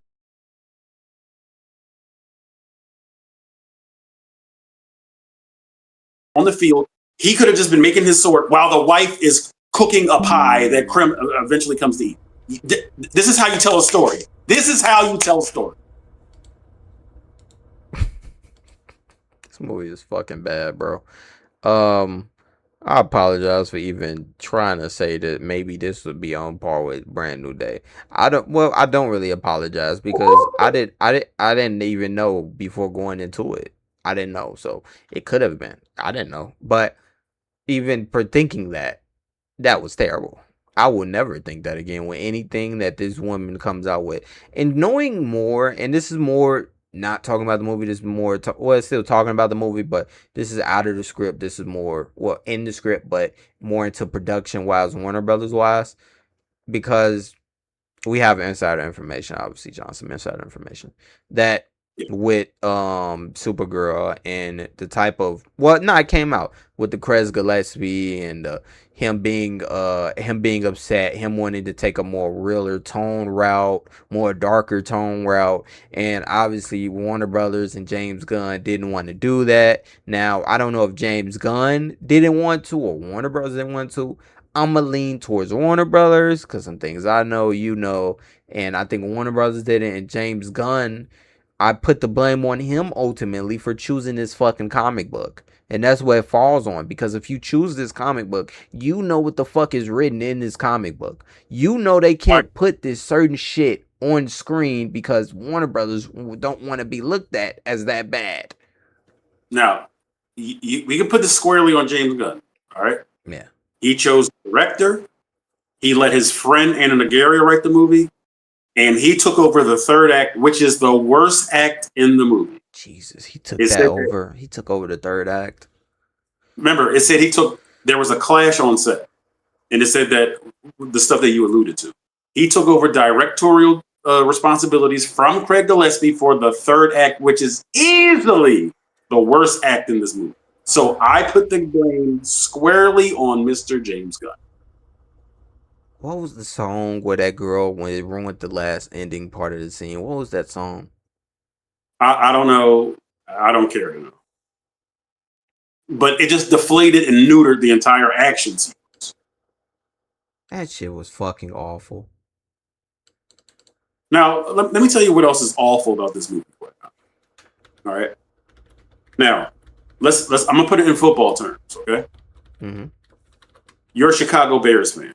Yes, I am. Shout out Chicago to Gary. Live reaction will be happening during every game they play this year. And shout out to the Gary Bears. All right, bro. But let me play the ball music. I got it saved just for you. Two seasons ago, y'all had the number 1 draft pick, courtesy of the Carolina Panthers, correct? Yes. So they drafted fingernail polish wearing Caleb Williams from USC, number 1 draft pick. All right. Jane Daniels went further, but Caleb Williams is a better quarterback than Jane Daniels. All right. That's my opinion.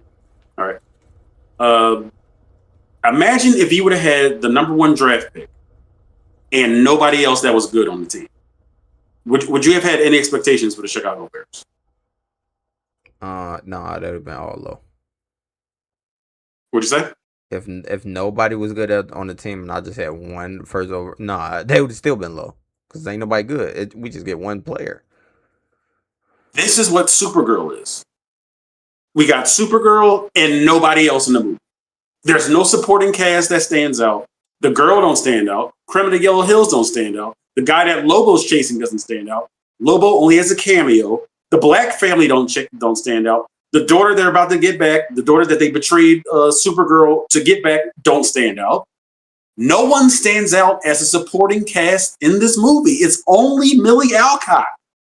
Now remember, the only scenes with Superman, David Corenswet, are flashbacks. So he's not even real time in the movie. So the only good characters are ones that aren't in real time in the movie. The people that played her parents, excellent actors. When Mama dies, you feel it. When Papa says, you are our souls unfolding in the future, you feel it. And he's speaking Kryptonian, Qui-Gon. Yeah, it was good. So the movie's only good when there's nothing about the movie taking place. Yep. Only memories and flashbacks are what's good about this movie because of the lack of a supporting cast. And Millie Alcock had to carry this entire abomination by herself. Yeah, traded on. I didn't know because I thought people was overhating it. People were saying it was fucking god awful, and then it was terrible. I did not know you said that Supergirl could possibly be on the same level as Brand New Day. I did not know you said that. Before coming into it, I didn't know what type of people was calling it god awful, but then I watched Spider-Man and I was like, okay, it was a good movie. But I was like, maybe people was, because I said to Evo, I said maybe if people not putting much logic into Brand New Day, if we put they wasn't putting enough logic into Supergirl, and that's why they hated so much, or didn't put enough logic into that and put more logic into Supergirl and just wanted to tear it apart. I thought it was like a mob campaign, but no, this was mob campaign worthy. This was just hate. This is just a bad movie. This was the song. I found it. This would will be in my nightmares. Okay, if you're playing it, I'm glad I can't hear it from here. Okay, I'm gonna play it for the chat. This was the song played. When you hear this music, when you imagine the act. Yes, this is the ending scene. Yes, this is the final action sequence. This is the music that James Gunn picked to accompany the action sequence. And I can't hear it by the grace of God.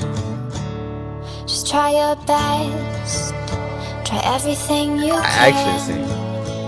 Can you imagine like the Avengers last scene in this place? How do you feel it? Hey, imagine Avengers get together, and the first thing you hear is this. Hold on, wait on it, right here. Hey. Jesus Christ, bro, this shit was fucking terrible. Keon says QG is a better Rivals player than Anna. What's it, Anna? Amen, Anna. And a writer in Supergirl, at least he reached platinum. Basically, what he said is QG is a better Rivals player than Anna is a writer for Supergirl. At least he reached platinum. So, trade it on. So imagine you watching the Avengers. So instead of you hear this mess. Hey, don't write yourself off yet. Are you still playing music? Yeah. It's only in your head you feel left out. Please stop. Look down. We want people to come to. Hey, don't put yourself down yet. It's only in your head you feel, and I love that fucking song. That's why I'm like, damn, you ruined the song. I love that song because it's done about that's a band, it's a male singer that sings it, and it's way fucking better than this girl singing it. I don't know what the fuck that was. At least get the original rights to the song. Qui-Gon. What was Supergirl's theme in this movie? Musical. I didn't hear shit. I don't know what. She didn't have a theme. She didn't have a theme song. Remember, I did the report on them switching 3 times on the fucking theme writer, on the composer. They switched like 3-4 times, and we ended up with this shit. No. I did feel it when Supergirl was turning up, and like before the music played, they had this theme. If you remember, John, it was a theme that they was playing, and it was like a good score. It was building into a good score for a superhero, and then it just cut off, and then all you hear is, "Hey, don't write yourself off yet. It's only in your head you feel left out." I'm trying to see what the fuck does it mean. Think about what does them lyrics mean to the movie? Because usually lyrics have something to do with the movie, right? What the fuck fuck did punk rocker have to do with fucking Superman? No, that made sense at the end. What the fuck does punk rocker have to do with Superman, John? I'm talking about just a punk rocker. I'm a punk rocker. Yes, I am. What does that have to do? Because Superman told Lois when they were at his house in Smallville that he's punk rock. He said he's into punk rock. Oh, Jesus. Because he's trying to. All right. No, because he's related. All right. John, listen. You are correct. You are a correct man right now. You correct right now live. But goddamn it, I wish you wasn't. Punk rocker. I remember, because he was in the fucking rock music. Jesus. I have no idea how this movie could have been better based on this story. Like, maybe make us appreciate Ruthie's family more, because it's like she's on a revenge quest and we don't care about who she's taking vengeance for. That's crazy work. It's like, I want revenge for who? These lame people that Krim killed. Who? Krim. Who? Krim. Who? A bunch of nobodies in this movie. Keon said that was the music he chose. Correct. John, the studio made him change, imagine, the original script. I acknowledge it. But what was the original? That's all I'm saying. No excuses, though, James. Made no better. Rob says he's a punk rocker. Yes, he is. Keon says Superman likes Kurt Cobain. Kurt Cobain. Kurt Cobain is Kurt Cobain. That Kurt Cobain is a fucking wrestler. Right. Remember seeing him? Hey, Kurt Cobain. Yeah. Yeah. Matt Reeves like Kurt Cobain too. That's who Batman was fucking. The idea was from Kurt Cobain. Yeah, the whole Nirvana sounding music. Under the street. But it kind of fit with Batman. The vibe of Batman. Like, I could get with that.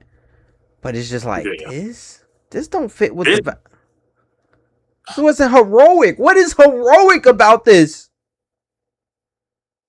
What is heroic about her turning against her own stuff? And we argued about that. That was an argument that we had. That's one argument that we did have, John, with the ending to that fucking movie. Because it was so fucking bad that I couldn't imagine what the fuck was going on. So I just had to argue with John. I just gotta argue with John when I'm watching something bad. I just gotta get it out. Somebody gotta get this work. And me and John just went at it. We came to the conclusion that Lobo should have killed. Obviously, this is spoiler. Lobo should have killed. If he was gonna die, if Krim was gonna die by anybody there, it should have been Lobo. Shouldn't have been a little girl. Shouldn't have been Supergirl. It just didn't make fucking sense. I hated that. Like, she's telling Ruthie from the time she meets her. Oh, revenge, huh? Even Lobo told the little girl, revenge is overrated. So what does Supergirl do? She kills him. She stabbed. First of all, I don't know how the sword even worked on him, because the dude caught a tank with one hand. Oh my God. Now, remember, he didn't pick the tank up. The tank fell from, like, I don't know how high. He caught it with one hand. A sword can kill him? This movie did not know where it was going. It didn't even know what it was. It dumb. I might lower it to a D.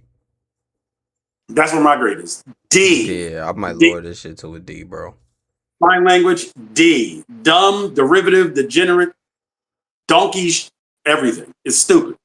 But again, the only good thing about the movie is stuff that has nothing to do with the movie. Only the flashbacks on Krypton. Only the flashbacks with Superman. Nothing else is even memorable about this movie. It's bad. It's bad. But when my man crush David Cornsweat shows up, I crack a smile every time. Cause it's just like he just takes me out of the movie. Like, when David shows up, you said it in your spoiler review. You tried to take my man crush. It's cool. You can have him if you want to. But I don't have crushes. Only you do that. Okay. When David shows up, it's just like, man, you know what James Gunn, you crazy, but nigga, you chose good with David. You chose good. You crazy, psychotic, don't know what the fuck how to structure a universe as, man. But you chose good with David. A+ S tier choice. But yeah, it reminds me like kind of a Robert Downey Jr. with Iron Man. It's just it seems like a perfect casting. Oh, okay. I said, please don't mention Iron Man in the same breath as stupid. No. It just reminds me of a perfect casting. You know, Chris Evans, Captain America. It's just perfect to me. I don't get you get Henry Cavill, then you get David Cornsweet. They're 2 for 2.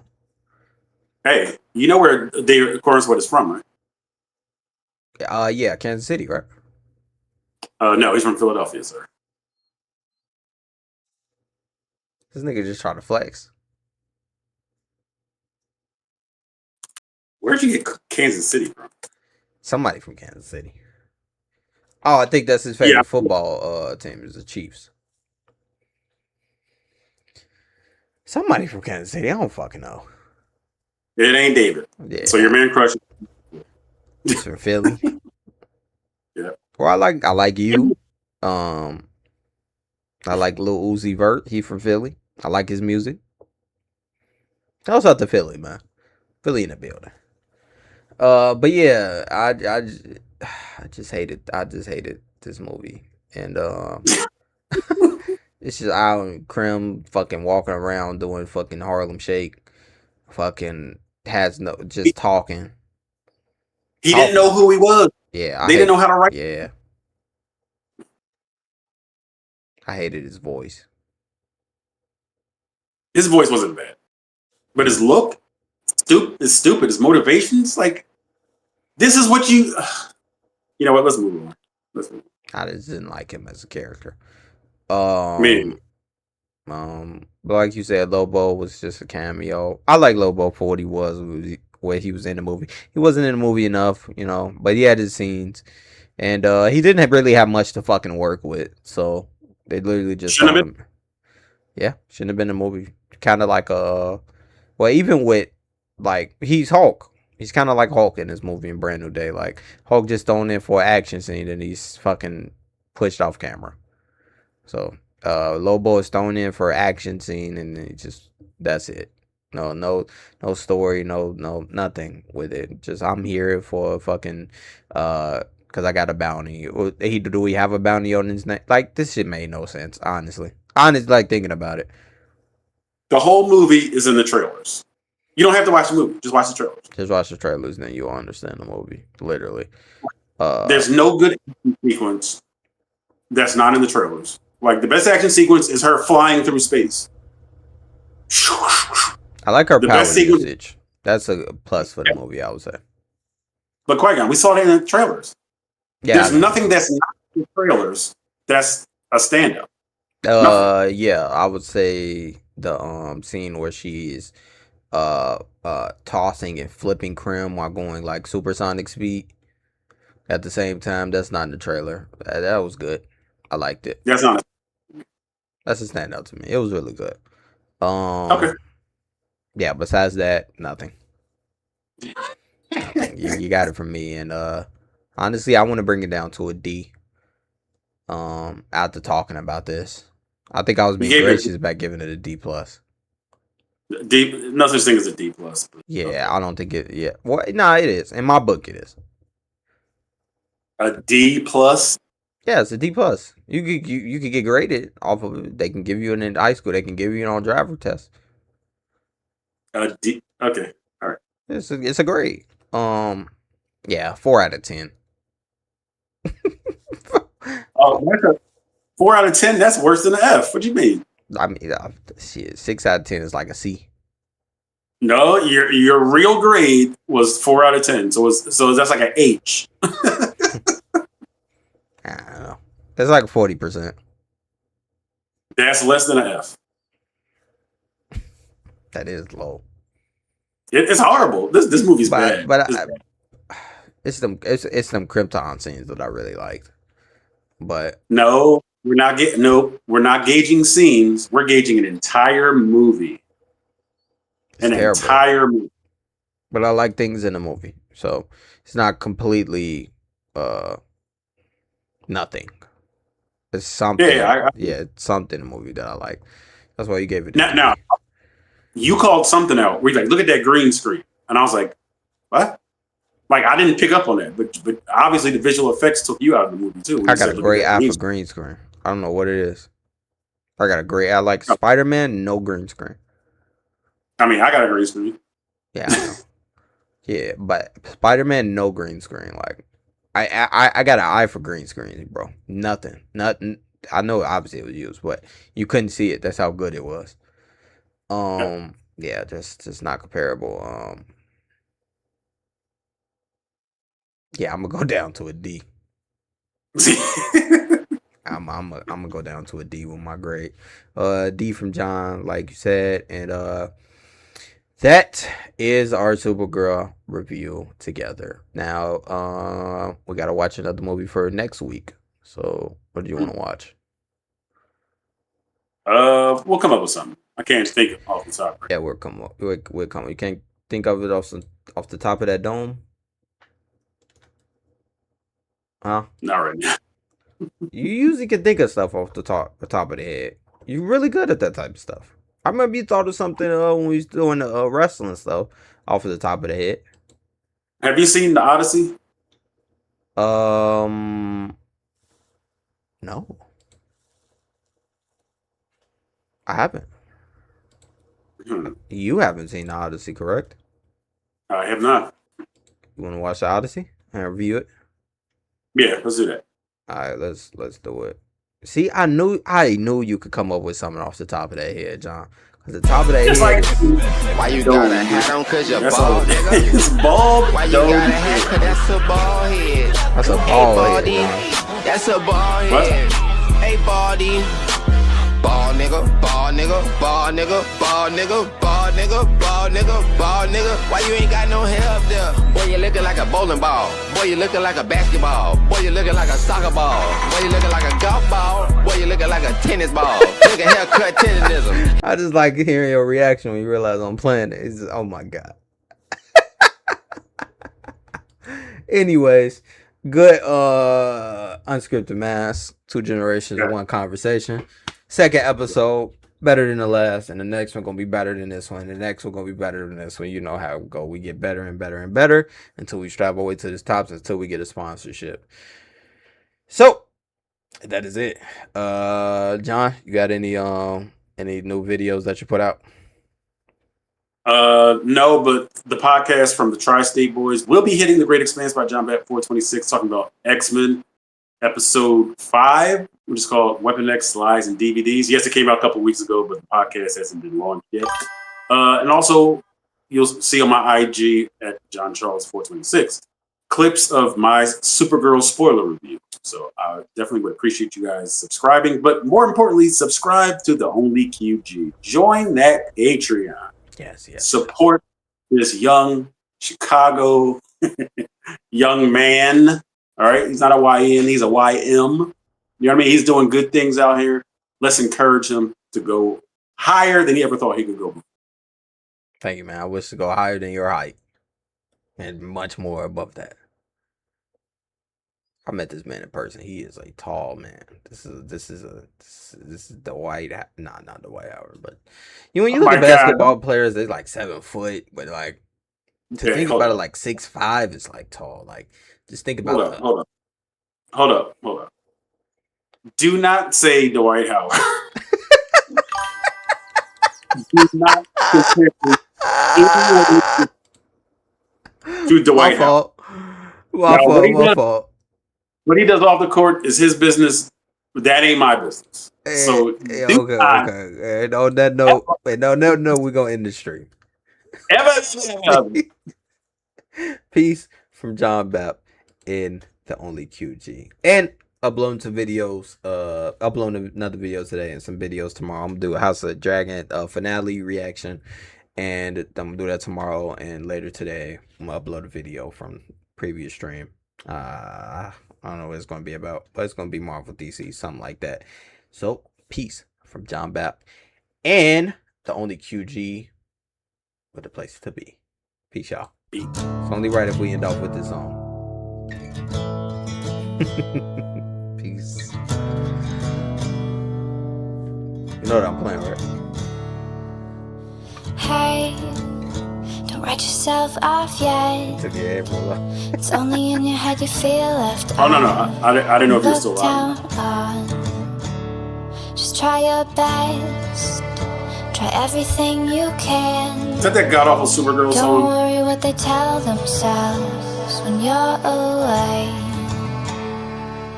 It just takes some time. You're in the middle of the ride. Everything will be just fine. Everything will be alright. Hey, you know they're all the same. You know you're doing better on your own. So don't buy and live right now. And just be yourself.